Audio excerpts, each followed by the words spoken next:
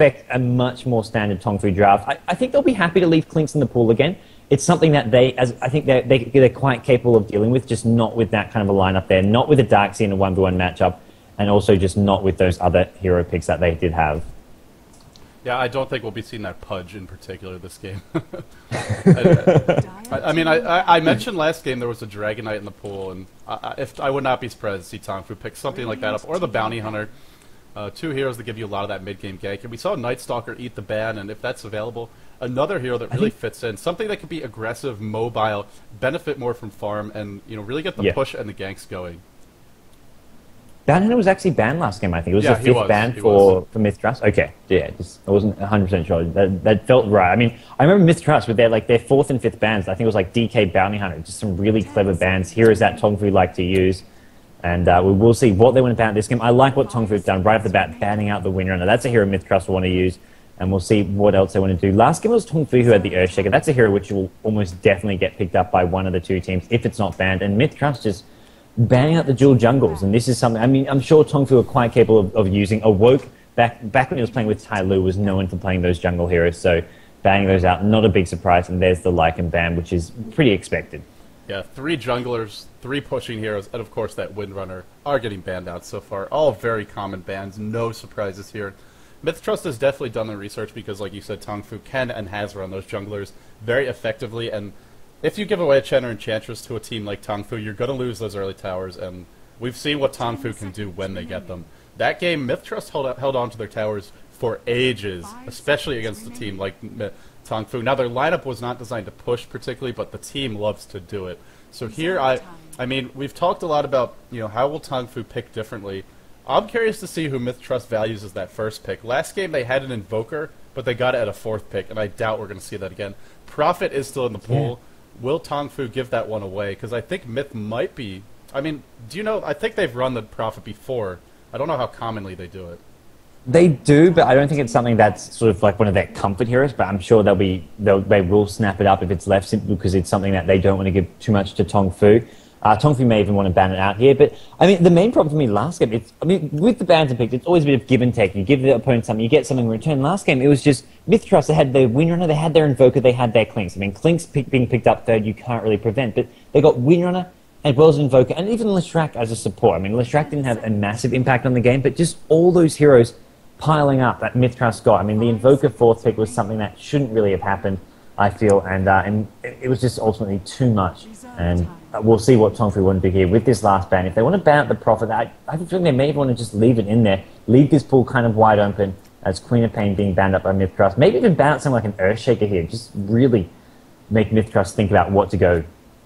Yeah, this was the key to the game. One of the keys to the game that we talked about in the pregame before Game 1 was take away those comfort heroes from Mythtrust. And Mythtrust trying to take away one of Tongfu's, I wouldn't call it a comfort hero, but one of their signature heroes. We're not going to see Hao's Queen of Pain this game, and even though they lost, that Queen of Pain, I mean, he airballed a couple of ults, but he really had a high impact on the game and almost turned it around. With one more semi-carry, I think he would have been able to do it. So he's not going to have Queen of Pain to work with, and Prophet gets the final ban, a smart ban by Tongfu. It does leave that Earthshaker in the pool. I doubt we'll see it first picked, but if you don't pick it up first, I would not be surprised to see Tongfu take it with one of their first 2 picks. Yeah, we'll see what the team's going to go. Invoker's still there. I mean, it was 4th pick by Mythtrust. It's not something they'll definitely necessarily prioritize with their draft. Darkseid is still there, but I mean, it's always one of those things with Clinks in the pool. I mean, I feel like we'll see a repeat with the Clinks being 2nd or 3rd picked here, especially if there's a Darkseid. If there's no, I think Tongfu will start picking heroes that can deal with a potential Clinks pick. They're not going to want to fall into that same trap where they have a hero like Darkseid who ultimately lanes 1v1 against the Clinks, and that's a simple, straightforward lane for Clinks to win. If they get the Darkseid, it's more likely to be in a jungle or in a lane where he's not up against that Clinks, and they put something strong against the Clinks lane. So I think Tongfu, though, ultimately just want to get heroes that can deal with the Clinks come mid-game here. As to what that's going to be, I mean, they're going to want to maybe get that Earthshaker, get that long-range Disable. Leshrac's on the pool as well. Maybe just something like an ES with the Leshrac here. I mean, they need just some strong mid-game heroes. They do.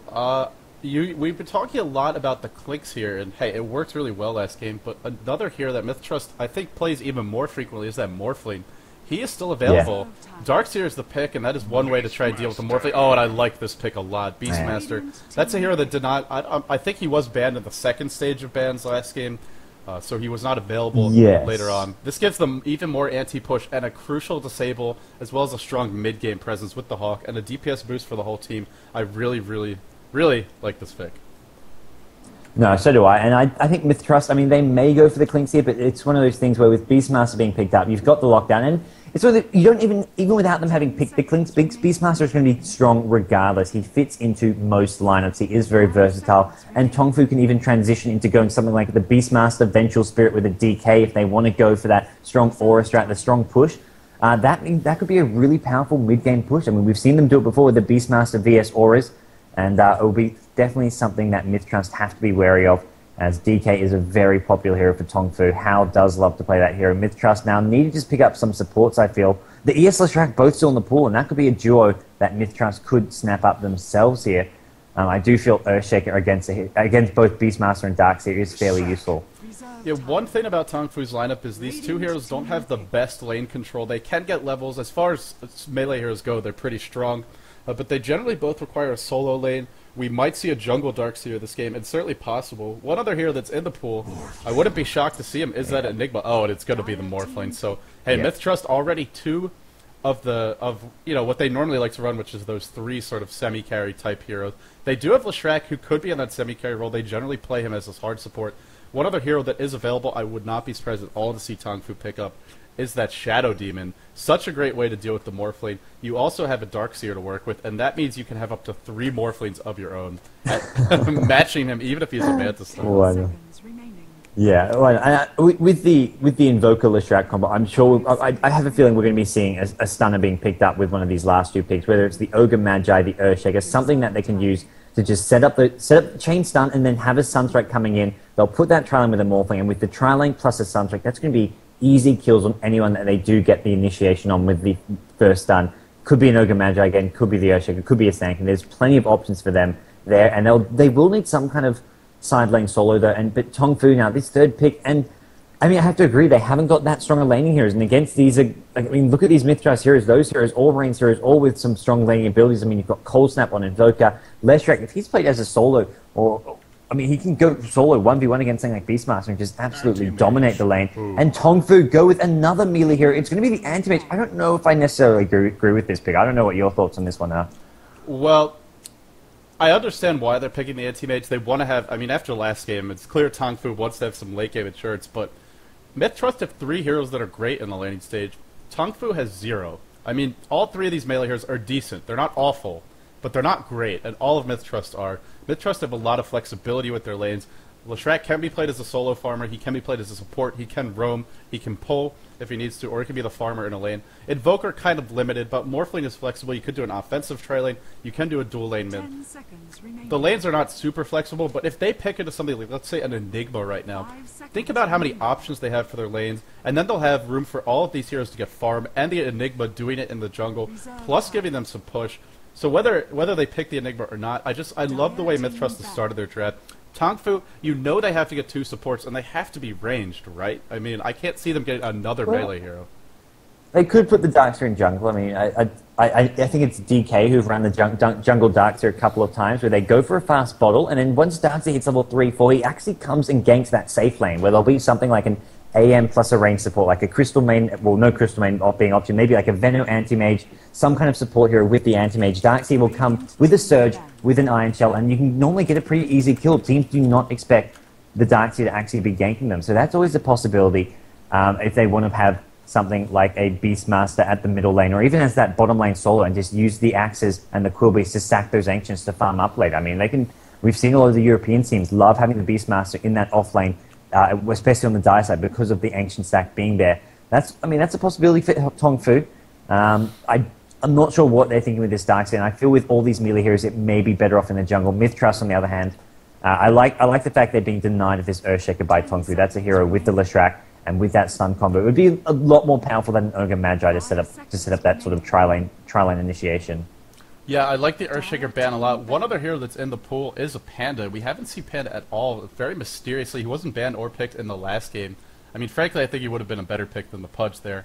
Tong Fu already has 3 melee, so I doubt we'll see them pick it up, but I think it's something Myth Trust could run, especially if, let's say, they finish off the draft with a Shadow Demon and a Panda. You could run either 2 dual lanes, or have a dual roam with the Leshrac and the Shadow Demon. You could have a farming Panda. That gives you 3 core farmers, 2 very strong supports, and a lot of mid-game team fight, a lot of mobility, and heroes that are very difficult to kill off between the Morphling, the Invoker, and the Panda with his ultimate. So I'm not sure they'll pick it, but it's certainly something that could fit.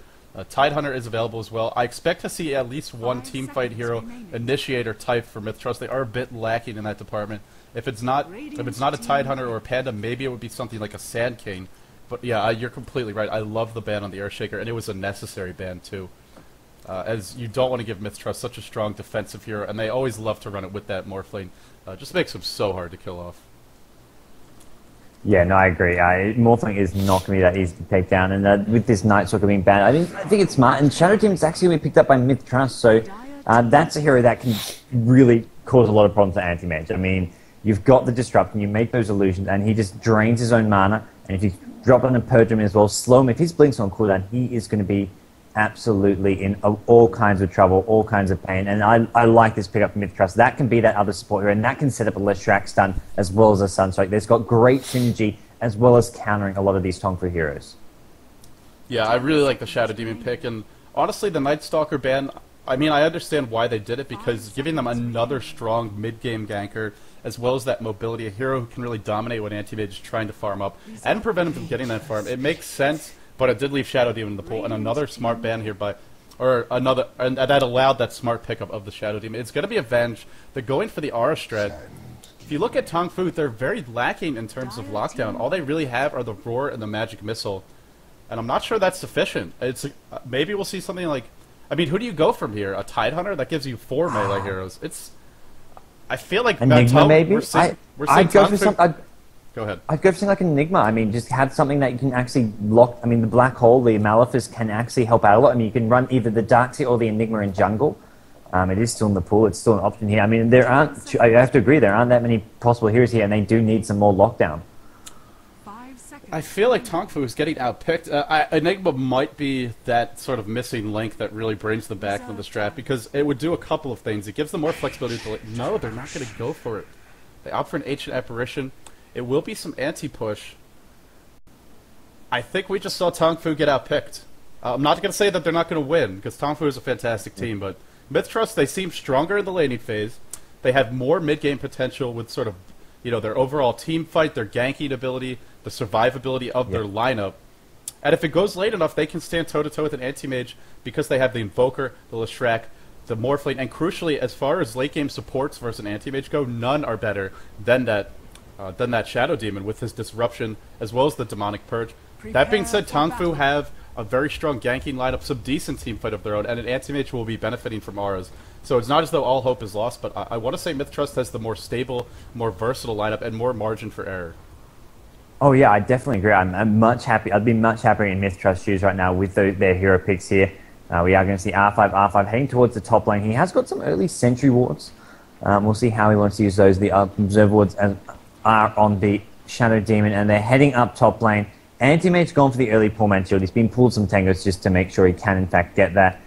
And it is going to be a solo bottom Invoker, so it looks like the Morphling Triumph is headed towards top with the Sand King as well as the Shadow Demon. I'm okay with this. I mean, it's going to sort of punish any... It could punish the Anti-Mage if he is going to be in that trial at top, although it does look like it is going to be an Ancient Apparition soloing... Is that an solo Ancient Apparition? No, I can't actually tell. Is Ancient Apparition playing solo here with a jungle hero? Or no, Beastmaster is going mid. He's going to be going for the fast ball. So Ancient Apparition will be in a support role with Darkseer going to go to that side lane solo at bottom lane. You are breaking up a little bit, so let me call you right back. No problem.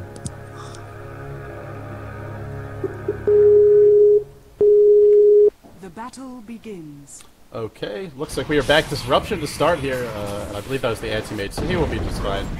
Well, Sanction is taking some harassment, should be okay, but yeah, nothing really going to come of that rune attempt, as it was spawning on the bottom lane. So bottom lane will be a Darkseer versus an Exhort Invoker. Ooh, this is going to be tough for Darkseer. Now, he should be able to get the levels, but the Exhort Invoker will be able to really harass him down. I love the choice to go Exhort with this lineup because if they can get to the mid game with a couple of kills, they're going their way. They're going to be really happy, and they don't necessarily need quite as much crowd control from the Invoker because they already have so much between the rest of the heroes on their team. Plus, you have Shadow Demon as well as Leshrac and Sandcade to set up those Sunstrikes. In the middle lane, it's going to be a Morphling versus Beastmaster. So this is going to be a good lane for Lakels. He should get a decent amount of farm. He also he has a decent chance of controlling the runes because of that waveform. He can match the Beastmaster's push, or at least stay close. Although Beastmaster is going for Inner Beast, really wants to control the runes. He's giving that away already. Yeah, I think this is smart from Mythtrust. I mean, having that Morphling just as a solo mid, typically a hero you see with a couple of supports. I mean, even just doing a dual lane Morphling at mid with a Crystal Main or something. But no, they've just said, no, we don't need to do that. We're going for the Morphling just straight up soloing the mid lane.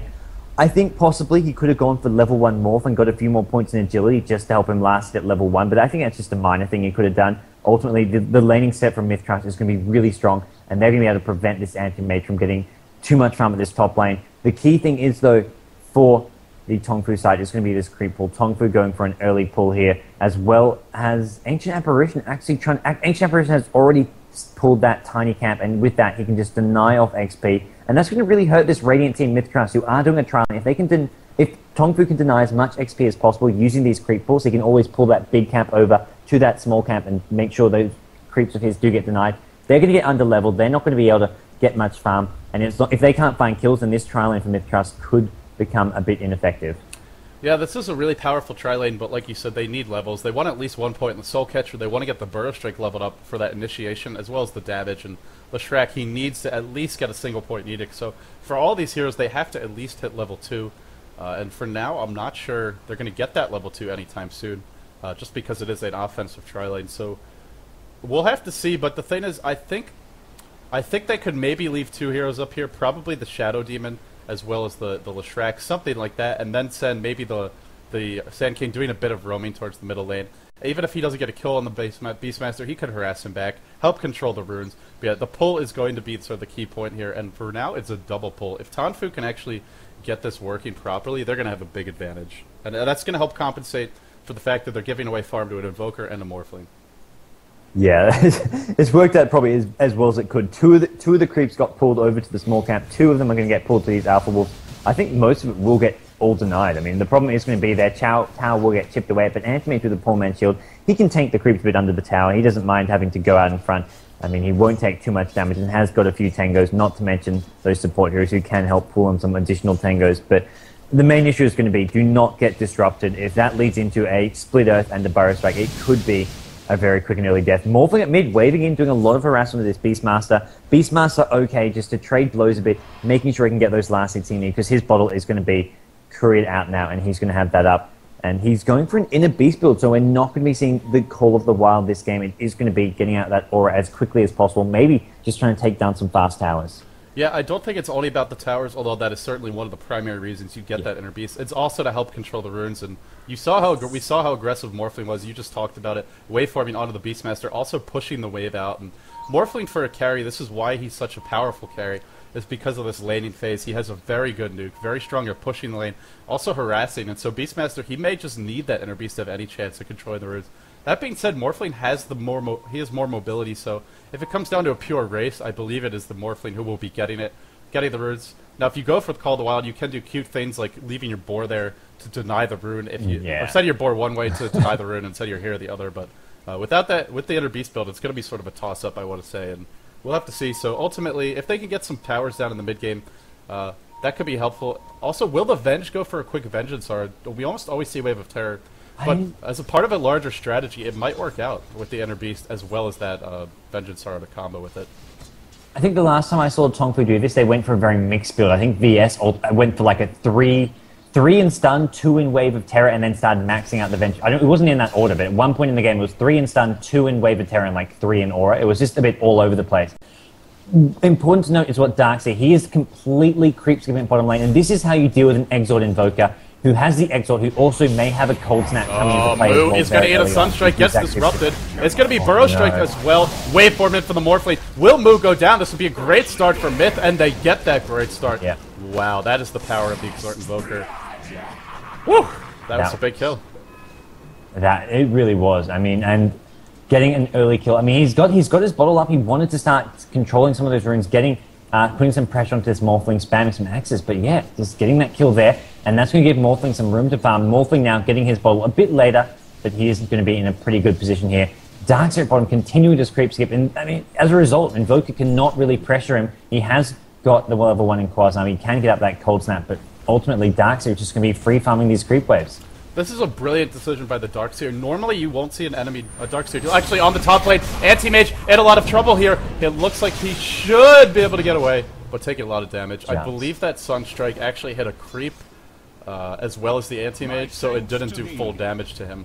But yeah, normally you won't see a Darkseer doing this down bottom because there's often either a roaming hero or a jungle or something like that that can gank him, but he knows there's an offensive tri-lane. And so at the very most, the tri-lane is going to smoke gank mid. They're unlikely to come bottom. For now, he can get away with it, and it's giving him a lot of farm, a lot of levels, and also forcing the Invoker to fight for last hits under his tower. Now, it is Exort Invoker, so if anyone can last hit there, it is him. Another Sunstrike going in, and it is going to be Sansheng, who is in a lot of trouble. He's okay, though. He's on 40 HP, and there's no follow-up damage. Anti-Mage, with the help of Ancient Empress, and they take out the Sanking, so Tongfu, they're the ones who come out on top, even with that Sunstrike coming into play at top lane. Beastmaster Mu continuing to trade hits in the middle lane. I think whoever gets the runes here is probably going to have the edge unless we see some bottle crowing, which you know Mythtrust like to do, and in fact, he's already doing it. It is. So that it's all about Likells. It's all about Likells for Mythtrust. They just want him to get farmed up, so if he needs to bottle crow, they will let him bottle crow. Yeah, they may not buy an extra courier, but that's just fine. Their heroes will just everyone will have to wait. Leonar's going to have to wait to get those boots. That's his problem. And Mythtrust is happy to make this exchange because, after all, it's a team game, and Morphling is the hard carry. Courier is just going to be babysitting Likells mid. He will be slowly bottling up, and then going to check the rune top. It looks like he's going to get a DD. Beastmaster not even going to contest this rune, despite having more creep aggro. Now Likells, because he went to do this, is going to miss out on a couple of creeps here, but because he has that waveform, shouldn't be too big of a deal. Should be able to cast these last two. Actually, it will be 4 creeps, so almost a full wave missed by the Morphling. In exchange for that, that is the power of the Inner Beast build, and it looks like Mu got to do some Bottle Crowing of his own. So Bottle Crow is the name of the game. It's important to get those levels. As a solo mid, having to walk back to base and then TV back is just a disaster. That's one of those things where even if one of your side lanes may need to bring out some items, it's more important to just have your solo mid just sustain himself in mid lane. So doing it a Bottle Crow once or twice can be worth it. Bottom lane though, Darkseer wants to put on some pressure on this Invoker, and he's popped the Ghost Walk, but the problem is you can see where he is with the Ghost Walk, not to mention I think the Iron Shell damage, but it looks like Darkseer just going to go for the creep wave now. He has got a haste rune, which he had followed up a while ago. I like the bottle pickup for Darkseer. I feel it's a bit of a better option than a Soaring. It's more cost effective, not to mention you're not doing the self-inflicted damage where Invoker can pop a Sunstrike with a Cold Snap and maybe punish you for that. So this Darkseer, 29 creep kills, is in cruise control mode at bottom lane, and that's something that we're going to have to maybe see Mythtrust look to gank soon, but right now they are just focusing on top lane on the Anti-Mage. Yeah, I really love this bottle pickup in this game, and it's not solely because of the cost efficiency, but also you really wanted to make sure that your team is controlling the runes. With the Beastmaster, they have the Hawk who can scout bottom, and Invoker is not going to be leaving that bottom lane. There's a tri-lane top, so if Beastmaster goes top every time and Darkseer goes bottom, they have a pretty high chance of getting the rune, unless Likells just gets lucky on it. So I like the choice, and I think it's a very subtle variation from that normal Darkseer play that reflects just how talented Tongfu is, just how intelligent they are about the game of Dota. The creep pull shenanigans continue for Awoke, he's level 3, and Vench hitting level 3 too. The tri-lane for Myth falling behind despite that kill, but they're doing decently well. 3, 2, and 3, but the Anti-Mage getting very leveled up. This is where, I mean, with the creep pull, you expect there'd be a bit of an XP lead for Tongfu, but they're not actually that far ahead in terms of XP with the Morphling winning this mid lane. He's a full level ahead of the Beastmaster. If not for that, Tongfu would have a fairly big XP advantage. Darkseer at bottom getting level 6.5. Well, actually, Invoker leading on XP there. So, I mean, all in all, the solos for Tongfu are a little bit behind, but their support heroes are doing much better than the Radiant support heroes in terms of levels, not to mention farm. Sanking, level 2 still. Shadow Demon just hitting level 3. This Trailing at top, I've got to say, they haven't really even shut down Anti-Mage's farm. Anti-Mage, 28 creep kills still, has been put under a bit of pressure, but he hasn't actually been punished, and as a result, he's going to catch up very quickly to where he wants to be. Well, you mentioned the farm on Anti-Mage. The Darkseer up at 42, leading the way for his team, and Likells, 39 CS, 15 denies, drove the Beastmaster to pop that haste rune, and actually I thought he was going back to Fountain, but he is going to bottle up, head straight towards bottom. Ghostwalk is up. They do not have detection. I'm not sure they have the burst damage to bring down Lido, especially not if they're not able to roar him in time. But the Ion Shell, it might do enough damage. Is Kabu going to go for this kill? Thinking about it, but no, it looks like they're just going to push. Still, a tower claim this early. Great pickup for Tongfu, and definitely worth it, even though they didn't get the kill on the Invoker, and even though they're giving away some farm to the Morphling. It frees up that lane for the Darkseer. It puts a little bit more pressure on these two supports to leave that top lane, which also relieves any pressure there is on the ATMH, and there's really not much. 1600 gold, Ring of Health. I think we might see a fast battle for this game because he is farming very well. Oh yeah, this is one of those games where he has gone for 3 in Blink. He's gotten a couple points in stats as well. 2 in stats, 3 in Blink, 1 spell shot. I like the couple points in Blinks just to get away from the. Even if he gets away from the first one, they may follow it up, and he may need to blink away again soon. So I feel like this is a safe build to be going. Not getting any points in the Mana Break. No surprise there. He is up against that Shadow Demon.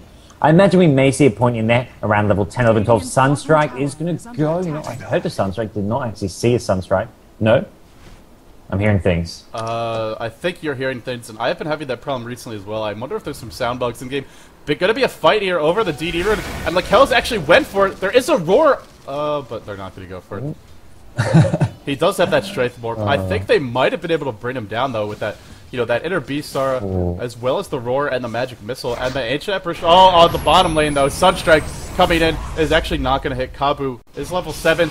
Demonic Disruption to start. They're looking for this kill. They really want it. Surge is pop. Burrow striking. Great patience there, hanging onto it, and down goes the Darkseer. And this is what I was talking about. This is why you don't often see that aggressive creep skipping, because if anyone comes to gank, you will be punished. It worked out early, but now with that tri-lane abandoned, it's going to make things harder for Leshrac, but it's also going to punish the Darkseer's overextension.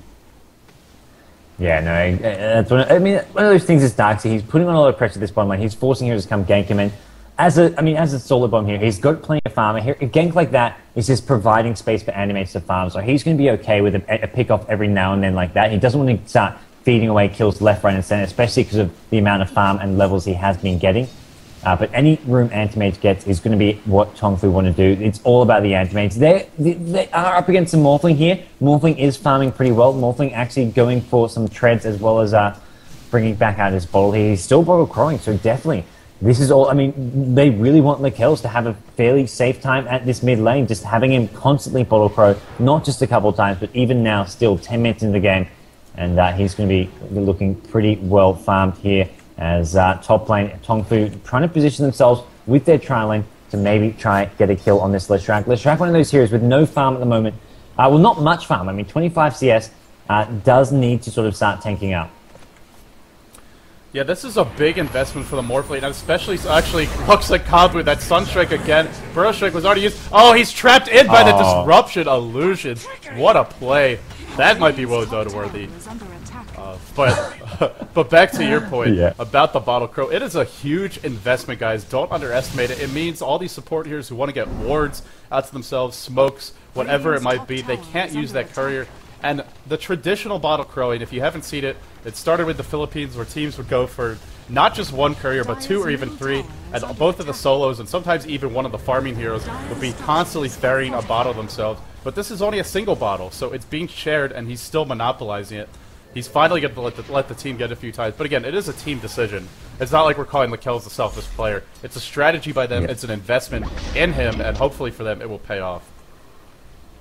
Yeah, and it's one of those things where solo mid Morphling, you kind of need to do that because it's such a, it's one of those heroes who will get harassed. You do have that short range, and as a mid lane hero, whenever you use those waveforms to help you control the lane, it chews through a lot of mana, so you're going to have to constantly be getting that HP and mana regen from a bottle, and if you can't get ruined, you do need something.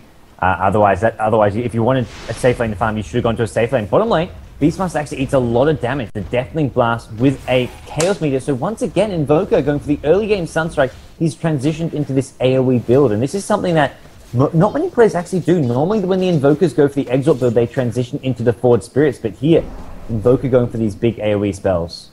Yeah, it's all about the Forge Spirits and the Ice Wall, generally speaking. You'll often see a quick Force Staff and maybe a Blink Dagger. I think that's particularly popular for Dendi. Awoke eats a Burrow Strike to start, and the Soul Catcher to follow. Sunstrike cleans it up. The fight continues. The Disruption, a nice vacuum on 3. Anti-Mage is actually going to bring down the Shadow Demon, just walking away from his own illusion. R5 wanted to Burrow Strike down the hill. I think he actually clicked too far, and so his hero tried to walk around instead of going down. That Burrow Strike range is very low until he hits 7. In fact, he's not even level 5 yet.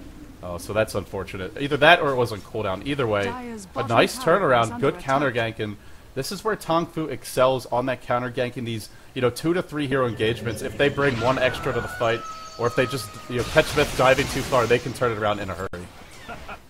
And this is what you want. Tong Fu Hao is going to have his Battle Fury up at about 12, 13 minutes in. He's got his Claymore. He's going to send it out probably to the shop in just a second. He's sitting on 800 gold, and there we go. He's going to have this Battle Fury at 13 minutes in, and that's sort of the time you want to end. You want maybe, if you have free farm, you'll get it at around the 11-minute mark. But in this, against a trial, having a 30-minute Battle Fury is absolutely, that's exceptional. I mean, you could not get it much faster than that on a perfect day for an Anti-Mage in this lane. He can now, whenever this lane gets dangerous, he can go into those neutrals and just use that Battle Fury to just accelerate his farm.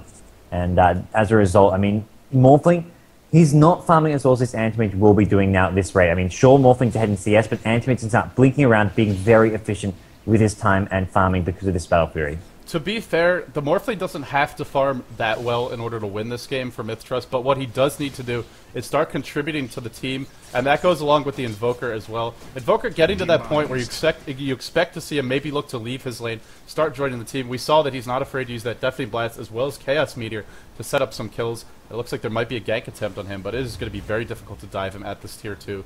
We'll have to see if the lane pushes out. But you mentioned the Battle Fury build on Anti-Mage, and another factor working in favor of this build is not only how early he got it, but how many towers are up for him. The mid tier 2 and tier 1 and the top tier 1 both up. That means the jungle is protected, and that gank actually did happen on the bottom lane. They pick off Invoker. Looks like it was a roar into a vacuum and a magic missile to follow, and down he goes. And with that kill, they will be able to push. The R is going to help a lot in this department. They do have a single point in each R right now. And Anti-Mage able to defend that top tower for the moment. Actually, still no points in Mana Burn because he doesn't want to deal with that Shadow Demon. So this is a variation we've seen twice now in the past 2 days. Yeah, this is something. I think, who was it? It was King playing the Anti-Mage in the mid lane as a solo. Or Morphling. Solo kill an Ancient Apparition. Going to TP out afterwards. That was not something you want to do here. He's TPing towards the bottom lane, and that's where Tong Fu are going to sort of overextend here a bit, the Darkseer. Darkseer needs to be careful. He's trying to get out. Burrow Strike will be up soon, and that could be a dead Darkseer. Oh. The Burrow Strike misses. It's not going to matter. Sunstrike with a deadly blast. Ouch. Wow. Tong Fu, I mean, they're just not looking as sharp as they were yesterday, I've got to say. They don't. Maybe they're tired. Maybe they just weren't prepared for Mythtrust style. That they do have a very fast Battle Fury Anti-Mage, and that is definitely a hero that can carry this into the late game, as long as they don't give up too many more kills. But Morphling keeping the pace now, 92 CS. He's actually out farming the Anti-Mage. That will start to change if Hal continues to get farm up here. But Shadow Demon and Leshrac are just parked in this area, making life very difficult for the moment. They didn't quite get the tier 2 bottom on the Radiant side, but it is pretty low, and once that goes down, it'll open up some more gank paths. I feel like Tong Fu is not really getting to play their game the way they want to. Ancient Apparition is level 6. Venge not. Well, actually, she just hit it. They haven't got to set up too many ganks. In spite of that double pulling, these supports are quite underleveled. Only 5 kills going their way. You compare that to the Radiant side. The key heroes are level 11 and 12, the Invoker and the Morphling, leading the board by a lot. And that's something you really have to be pleased with on the Mythtrust side. Yeah, I mean, those 2 level 6 support heroes on the Dire team are just going to get very, very squishy. Sure, the Radiant team have some underleveled heroes of their own. I mean, they've got their 2 supports level 6 and that tri-lane farm with Leshrac level 7. I mean, compared to the Anti-Mage is level 10 at this point. So, I mean, those tri-lane aren't doing all that well here, but the solos are more than making up for it.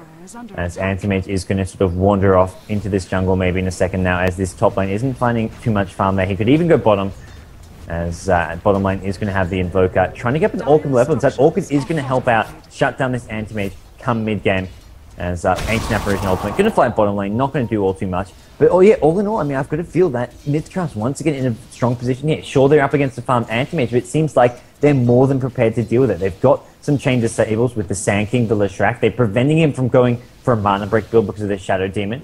And they've got the Invoker and Morphling both getting a lot of farm. Morphling more than able to out carry him. Awoke, And just gets melted.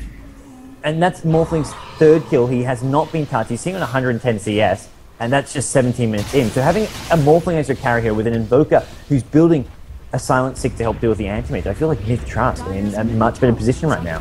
And they have a lot of lockdown for that Anti-Mage. Plus, this is an Anti-Mage who, while he will be farming all game and difficult to bring down with that max blink, 0 points in the mono burn. So when he wants to contribute, he's still going to have to level that skill up, which means he's at least like 5 or 6 levels away from being a full contributor.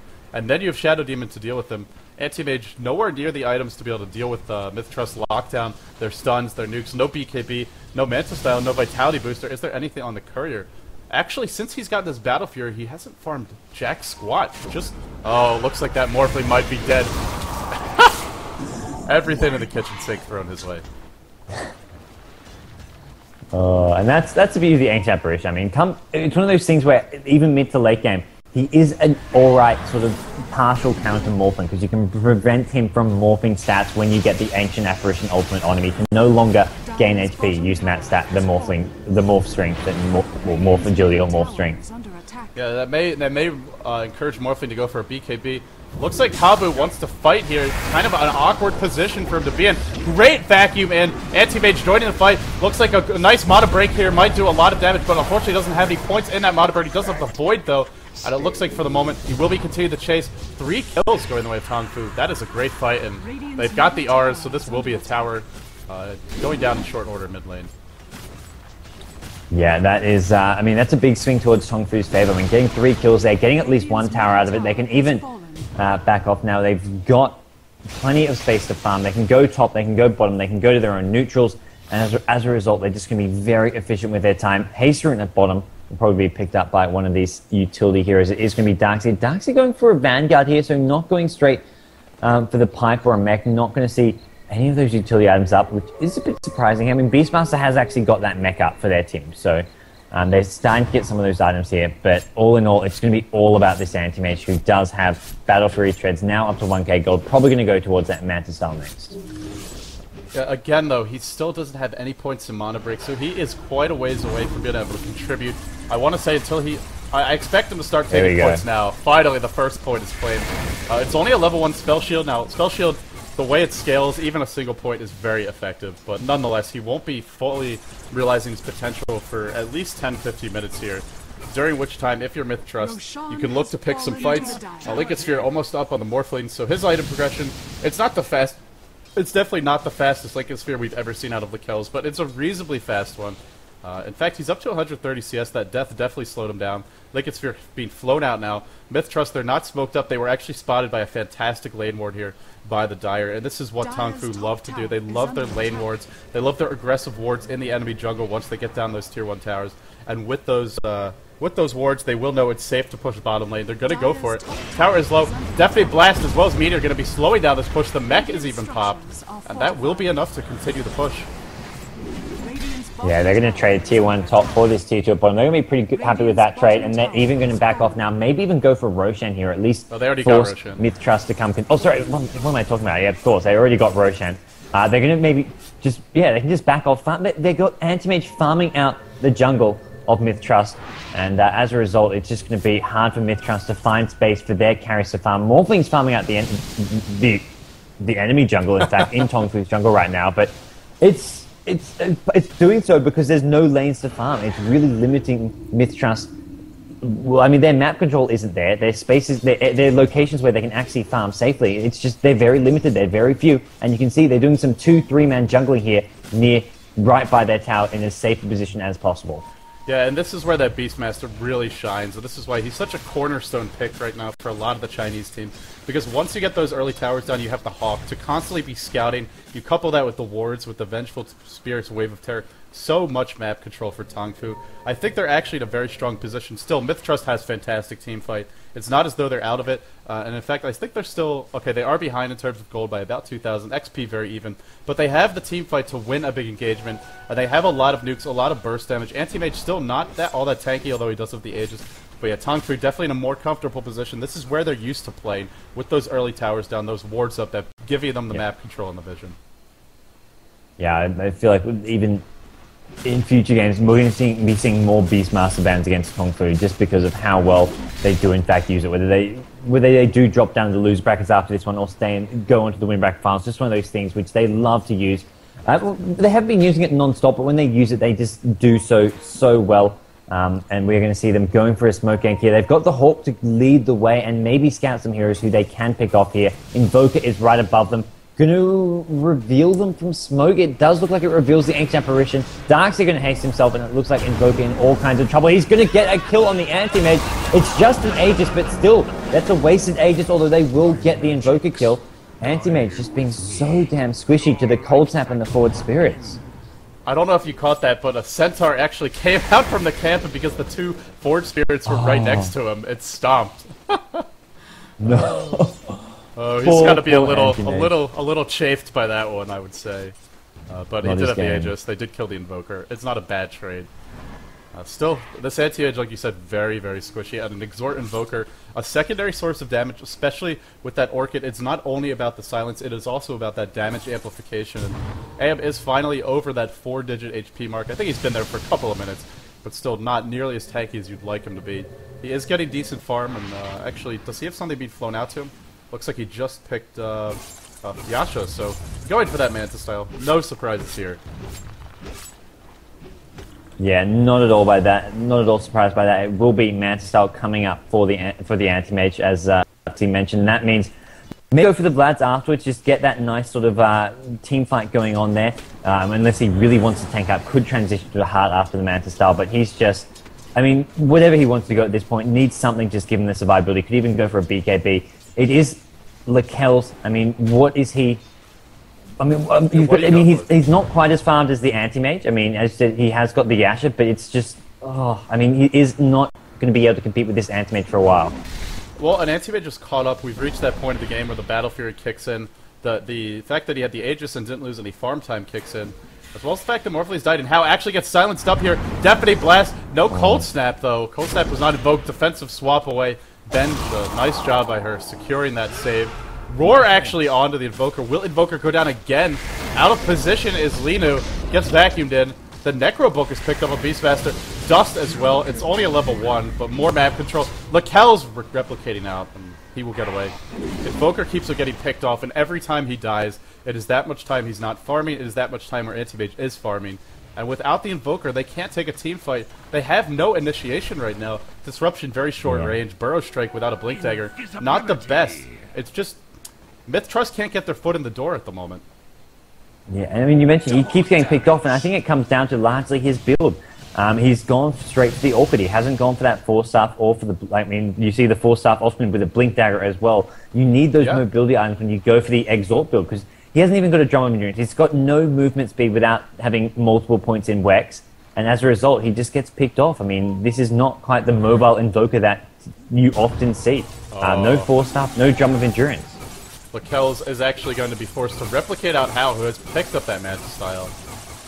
I don't know about this Lincoln Sphere. I liked the way Lakel's was playing early game, but maybe this may be that one time where his attachment to that item will come back to bite him in the rear. As it's delaying the Manta style, it delayed a potential Ethereal Blade, and Morphly with the Manta style, it's simply not as big of a pickup as it is for the Anti-Mage, because Anti-Mage gets those mana burning illusions.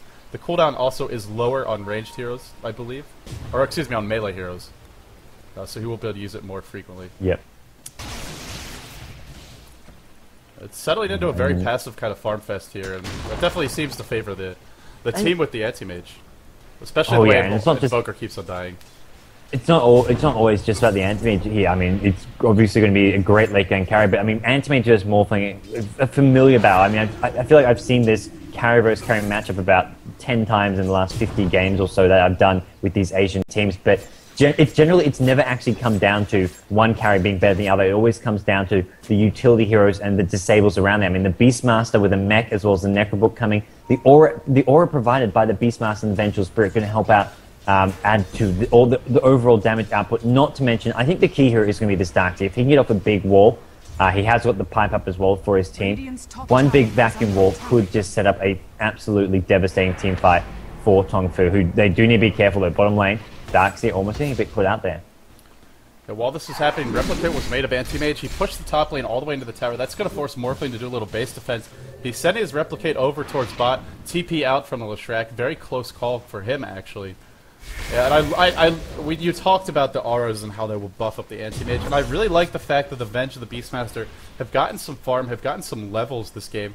This Venge is a lot tankier than the one we saw last time around. Power Treads, Urn of Shadows picked up, is going to be able to survive a little bit longer in these team fights. And of course, the Beastmaster, very tanky, 13 armor, Necronomicon level 1, with that increased move speed, as well as the mechanism to heal him up. So you can't really burst down these supports the way you could, especially without any form of reliable initiation. I mean, we talked about no Force Staff on the Invoker, no Blink Dagger on the Invoker, but hey, it's also about, the fact that there's not even like a Phase Boots up on the Shadow Demon, there's no Blink Dagger or Force Staff on the Sand King. No reliable way to get right in there except the Morphling, and if he goes in first, he will be worked. They have enough ways to remove that Lincoln Sphere that they can burst him down without any problems. Yeah, I mean, they have to agree. They've got plenty of burst damage to deal with him. And right now, I mean, the Dire team just have such a stronger team fight. That's going to be the issue. I mean, the Radiant Heroes, no Blink on Sand King. I mean, he's getting close to it. But even Leshrac, he's going to have that Bloodstone soon, but he's not going to have great survivability even with that. There's no BKB. There's not even any levels on him. He's level 10. That is, at level 10 at 28 minutes in as a Leshrac, when you're up against a level, what is the Anti-Mage? Level 17 Anti-Mage. I think that is just going to be absolute food for him, even with the Bloodstone. And that is going to be a big, big problem.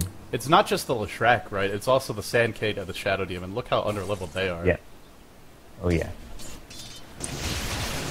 And, I mean, it has become fairly slow-paced, but I think Tongfu are just sort of waiting around, hoping that Roshan respawns soon. Mythtrust seems to be signaling around their neutrals. They want to farm those out, and with Roshan respawning soon, I'm wondering whether or not Mythtrust will be ready for this. They need to position themselves around there. They need to get both bottom and top lane pushed out so that they can be ready to engage and try prevent this Roshan from happening. Otherwise, Anti-Mage with an Aegis. He's now got Manta, B3, 3.5k gold.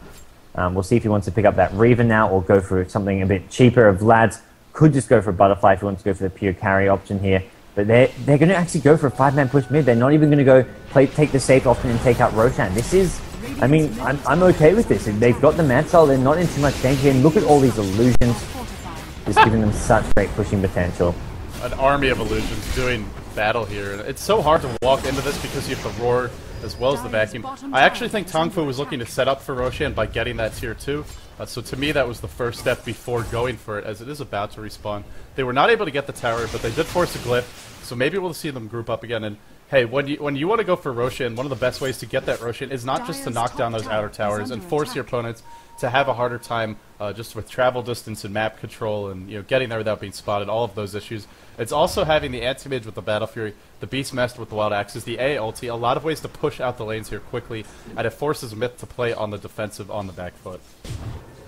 Yeah, I agree, and they've decided to try and make something happen because they're tired of just being on that back foot. They're going for a smoke gank, they're sitting around this mid lane, and they have managed to avoid at least one Dire ward, unless they smoked right by it, which looks like Tongfu. They seem to know what's up. They're at least grouping up. I mean, there's always a suspicion, especially when Roshan's back up, that the other team wants to try set up. They're going to be sticking together, especially when they're afraid that you may be Roshan. Darkseid just sort of doing some scouting here in the front lines. Ancient Apparition needs to be careful, has got that gem, and that's going to help them get some nice map control, just dewarding anything and everything possible. It looks like top lane and bottom lane are both pushing slowly but surely. Well, actually, no, sorry. Bottom lane is pushing out a little bit, but top lane is pushing in. That is all the way across the map. They do have a Morph lane, and in this situation, what he could do is replicate an ally, go push the top lane back out, and still be able to join the fight, as it looks like it's really going to come down to who can get the lanes pushed out better here, because I don't see anyone being bold or aggressive, going for an aggressive pickoff. We saw the smoke gank, it didn't work out, so Mythtrust playing it safe. There's a Blink Dagger up on R5, so finally some initiation. It's still only a level 1 epicenter, and there's already a mech as well as a pipe up on the Darkseid and the Beastmaster. And I said there wouldn't be any aggression, but Tongfu has something to say differently about that. R5 is going to get roared, Dust to follow. He will immediately be brought down. Anti-Mage continue to give chase. Disruption, was that on an illusion? I think that was, and TNK is going to go down here. 2 quick kills. There's your Roshan, and with that Aegis, another big lead will be going, or an even greater lead will be going the way of Tongfu. Yeah, and Anti-Mage with a BKB is just going to give him, the ability to actually take part in almost any team fight of his choosing. get kills pretty easily. And now he's going to get this. I think it's going to be him going for the Aegis. I don't see anyone else likely to pick this up. Unless... I mean, we're not going to see Darkseer or Beastmaster going for it yet. Antimage will get the Aegis. And he's now sitting on 1,200 gold already with a BKB. 4-star up on Ancient Apparition. They're just getting such great item progression here. Necrobook almost up. Necrobook 3 coming from Beastmaster soon, as it looks like he has in fact got that recipe. Boots of Travel being brought up as well. I think that's the Darkseer in fact. Yeah, Darkseer with Boots of Travel, so they can use that to TP to Hawks and just have pretty much a global presence on the map, help deal with this Morphling who is just pushing out lanes on his own and then coming to team fights. Yeah, speaking of that Morphling, Lakelz, he's been farming for what seems like ages and ages, and he is actually keeping pace with how it's pretty remarkable, but unfortunately he's just not getting the kills. He is falling behind because Anti-Mage has those 2 Aegises as well as the Roshan bonus gold, plus more tower gold going his way as that bottom tier 2 has been knocked down. I don't think there's an item Lakelz can buy at this point that is going to magically win him up. Well, Shrek getting caught out. And you mentioned just how squishy he is even with the Bloodstone. We see it right there. Down he goes. Yeah. And they're going to breach the high ground. Pipe is popped. I don't know how Mythtrust will stop this. They do have that Blink Epicenter on the Sandcase. Again, it's still a level 1 Epicenter, and it's just the damage. It's pretty much they can stun, but they're not going to kill anyone. Oh yeah, they can, but it's all stalling now. And this Invoker build is not going to be all that useful for defending. They can bop for Deafening Blast. It's nothing like a Tornado EMP though. And maybe even a Chaos Meteor will come a bit later. But I mean, Tongfu, they've got the Mech and Pipe. And they've just got these auras which will give them such fast pushing power. But they've been forced back. I mean, Morphling, with the counter push, forces the TP back. And as a result, it looks like Tongfu's aggression is over. They're going to have to go back to farming here. And they will prevent Morphling from this counter push at top, as we will see Heroes retreating. And now Morphling, I mean, he maybe just want to lurk around this top lane in case Tongfu go for another mid lane push here. He can just say, okay, well, I'll just go right back to pushing. Antimage, though, wants to properly push this lane out. Yeah, with Anti-Mage up here, I do not expect to see Lakelz return to that middle lane, or excuse me, that top lane. One thing he should look to do here is get up a Replicate, as it will allow him, it gives him that one extra way to move around the map if he needs to, either going back to base, going back to the top lane. Also just having Anti-Mage to fight on your side is great, and there we go, we see the Replicate. It's going to be Anti-Mage Wars, and it looks like the Replicate will be able to survive. One of the really obnoxious things about Replicate is that they actually get full HP without reduction, so they don't take... Most illusions take bonus damage, like 200, 300%, depending on what the illusion is, but in fact, what the skill is that creates it, or if it's a rune, but in this case, the Replicate's so tanky. I'm not sure if he gets the Spell Shield.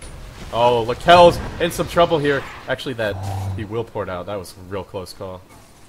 Just in time, just in time.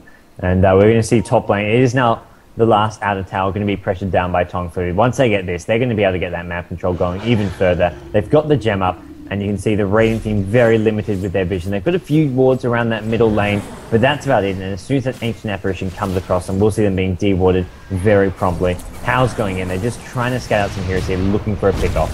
I really dislike Myth's position. I don't know why they're trying to defend the tier 2. They don't have the levels, the farm to do it. R5 is in no man's land here, and he's looking for a big epicenter. But against these tanky heroes, you're not picking anyone off. A does eat a Sunstrike. Actually, it was the Anti-Mage who tanked it. While this is all happening, Lakelz pushing out the middle lane. 4,600 gold. Manta Style popped on the Morphling, and he will back off. And looks like Tongfu...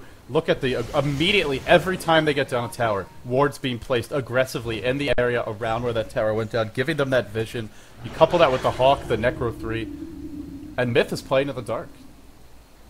Yeah, absolutely. They've just got not a clue what's going on here, apart from that one ward in their own jungle near that ramp, and it looks like AA may even go scout that out fairly soon here. As Tongfu, they are feeling confident. They are marching forward here. They've got 4.6k gold on this Anti-Mage. Could see a Reaver coming up soon, or possibly an Eagle Song, depending on which route he wants to take. And the Invoker just doing his best to stall things as much as possible, but Mythtrust really running out of options here. Guys, I do see a bunch of complaints about lag. Again, try changing the quality options, try refreshing the stream. If you still have issues, report it to Twitch, or try watching in-game, and you can select me for the audio, so apologies for that. I'm not dropping any frames, which means it's either on your end or on Twitch's end. Either way, out of our hands. We'll try to talk to Twitch after this game, but for now, the siege continues. 2 of the 3 lanes are pushing in pretty effectively here, and Morphling not able to leave base. He is pretty much trapped. As I say that, he is going to leave. Does he have a Replicate up, though? I don't think he does. Yeah, it does not look like he does at the moment, and we are going to see swap in. They're trying to go in. They're going to focus down the Shadow Demon. Sand King Epicenter. It's doing quite a bit of damage. The BKBs, most of them have been popped. Beastmaster a lot of damage. He's going to go down. The Kells making sure of that one. And the Kells will walk away okay. He's being chain stunned maybe though. He doesn't morph any stats, and Anti-Mage cleans up. He's got the Aegis, forces a buyback from the Kells. And now they may be able to break through, get this Rax here. Invoker, Sand King, and Morphling, though, now back up alive. They want to go back in. The Kells, though, no BKB. Needs to be a bit careful here, as it is going to be a wall of replica. It is back up, and that Invoker getting down so low, pops the Ghost War. Anti-Mage says, well, Anti-Mage actually, no, he's not going to go for the Rax. He is going to blink on in. Probably go back for the Rax now, as Tong Fu take the first Rax of the game at mid lane and also get 3 kills of their own and swing towards top. In one swift move, it looks like they may have won this game. A really decisive engagement by Tong Fu there. Even though the pipe wore off, actually Morphling goes in onto a Woke. Nice disjoint there with the Magic Missile with that Manta-style pop. It's not going to matter though. Hao is just too big at this point. 3,700 gold in the bag. Anti-Mage is laughing.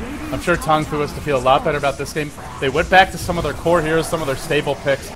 And Mistrust, despite having a good start there, just wasn't enough. 13-minute battle here on the Anti-Mage, coupled with all the push power, the team fight of Tong Fu, and most importantly, the slow but steady tightening of the noose, extension of map control was what Tong Fu really needed to take this. 2 sets of racks down, everyone from Myth dead, the buybacks are exhausted on the Morphling, and he's out of gold anyway.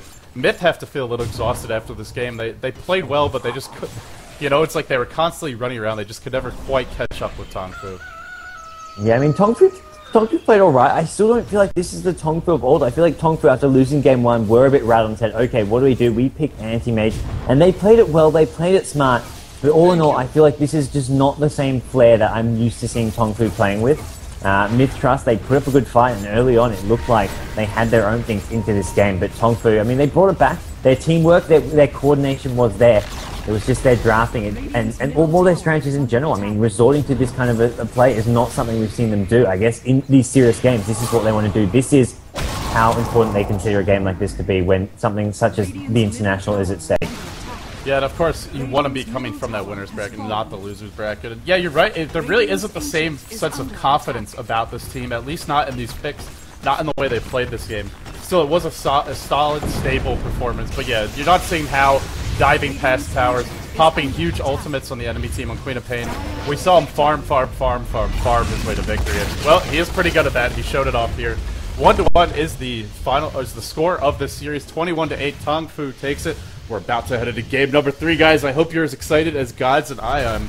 And I'm actually going to get some more coffee to make sure I can properly convey that excitement. But we